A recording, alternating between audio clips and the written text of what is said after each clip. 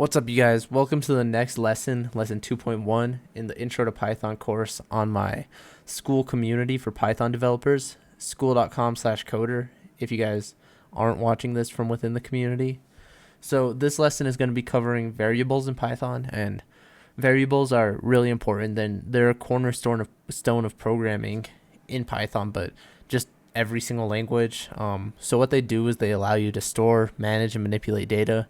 And I'll get a little bit more into what that means in a second. But inside of this lesson, we're going to cover what variables are, how to create them, why they're useful, and then some good practices to use with them.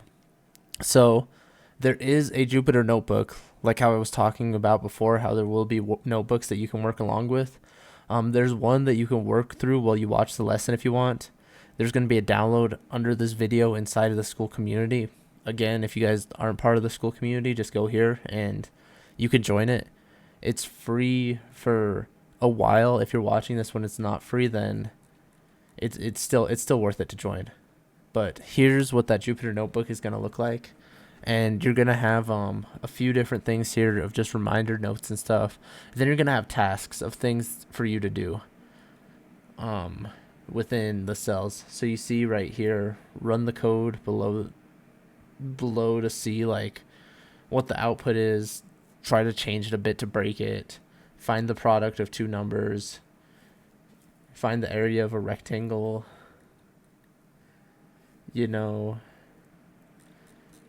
so just this is just here to try to help you guys learn better. So first, what is a variable? I talked about it a little bit over here, that they allow you to store, manage, and manipulate data. But if we go down here, this is more of a formal definition. It's a container for storing data values. Like I said, it's like a label or a name that you give a piece of information, data. And this is important so you can continue to manipulate data throughout a program multiple times. So here's an example of storing variables to find the dimensions of a rectangle. So here I'm storing the height of a rectangle to be 10 and the width to also be 10. And if I run this cell down here, I'm printing it, it will actually tell me what the area is, which is 100, which is height times width. And this is really powerful because if I want to like change this to 3, then I can figure out really easily the area of a rectangle with a height of 3 and width of 10. And they get even more useful than that because you can assign things to other variables, and throughout the course of code you can change variables. They're kind of the driver of most of the programming you're going to be doing. So the reason we use variables is to make your code reusable, like I said, and readable. Like you saw here, you can see what the height is, what the width is. That's a lot easier than me just saying area equals 3 times 10. If you're someone just reading that, you're not going to know what it's happening, and you're also it's going to be harder to reuse it because you can't really change those values as easily as I was able to. They also help store data for calculations or operations. Like again here, these numbers are being stored inside of these containers and I'm multiplying them together. And they make complex operations easier to manage. Again, this is a simple example, but say that we also wanted to multiply this by like the base in order to find the area of a 3-dimensional shape or something, or say that we wanted to find 3 times the area. Now we have 3 times height times width, and eventually all those numbers, if it was just like 3 times 3 times 10, it's hard to know what's going on in your code. And like I said, they allow you to reuse and modify the same data throughout the duration of a program. Right, so here's some examples of storing information about someone. I just have my name being stored to a variable called name here. And by the way, you can store any type of data in Python to a variable, not just numbers.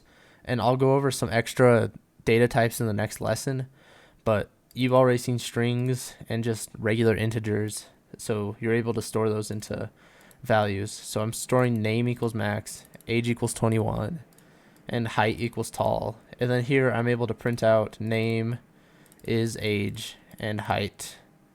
And then later down in the code, again, I can reuse that name variable and print it out. Say I forgot like whatever the user's name was, I can just print it again.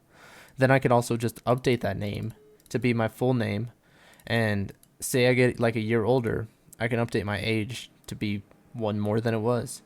Then then after that I can print out the same thing before again, and the data will be updated. So if I run this, you can see max is 21 and tall, because here max 21 tall. Then you have max here where I'm printing out the name a second time. And then I update it to Maximus and my age to one more. And now it says Maximus is 22 and tall. So you see, it's very powerful to be able to reuse things like this. All right, what should you name variables? So when you can, you should try to choose descriptive names like total price instead of X. Sometimes X is a good name, as you saw. Well, I haven't shown it, but down here, say you're trying to like find the coordinates of a graph, you could use X and Y, but in general, try to be as descriptive as possible with the name, because it will make your code a lot better and people will like you a lot more. So when a variable name is multiple words long, you should separate them by underscores like this, 1, 2, 3, where you have the multiple things here, and I have some examples down here. And then also avoid using reserved keywords. So don't use things that are already like something in Python. So anything at all, like if it's already like a function call like print, don't assign a variable to print. Don't assign it to, you'll learn other function things or other Python specific reserved keywords. You can look up a list online, but you want to avoid that, because then you won't be able to use those and your code could break really easily. And those bugs are really hard to debug as well. So here's some bad names for variables. Just something, 1 word, 2 word, 3 words, because this is too generic. This isn't separating the words in the proper way that people decide upon. And sum equals 3, because sum is a built-in Python function, so then you won't be able to use it. You can name them this, it's just not a good practice, and it'll make your life a lot harder. So I would recommend instead using something specific, like instead of just a general blanket term for something, separating out the words with an underscore like here. Then instead of using like a built-in things like sum, which is also, this is also pretty generic, you could say like sum of numbers equals 3. So how do variables work in Python? I've already showed you a lot of code for it, so you should have a good idea already. But generally, you just assign a variable name with equals to some piece of data. And I'll go over the different types of data, or some different types of data, in the next lesson. And then you can reference the name you give it or change it later in the code. Here's an example of adding two numbers, just X and Y. All right, and even to make this more, have these better names, you could do like number 1, number 2. Here, I'm gonna change all these real quick, sorry. Number 2.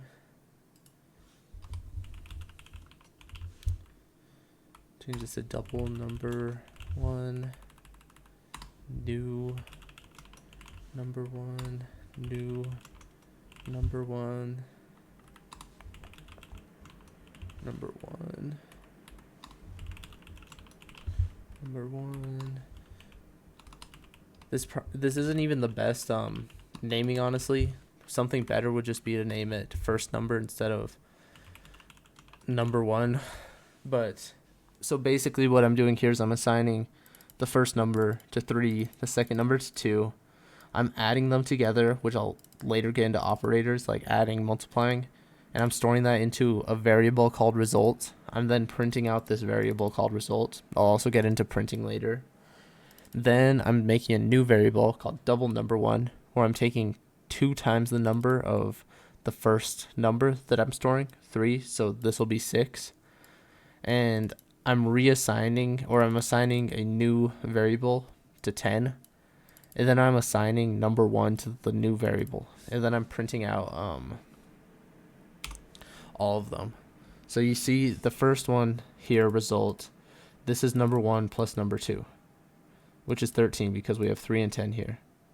This one right here, number 1, is after I'm assigning it to this new number, which is 10. I'm assigning it there. Double number 1 is double whatever the first value was at this point. So we're getting 3 here, multiplying it by 2, and 6. And the new number 1, we're just assigning to 10 here and printing out here. And again, you can change these like really easily. Say I put this to 1 and it'll update the rest of the code super simply.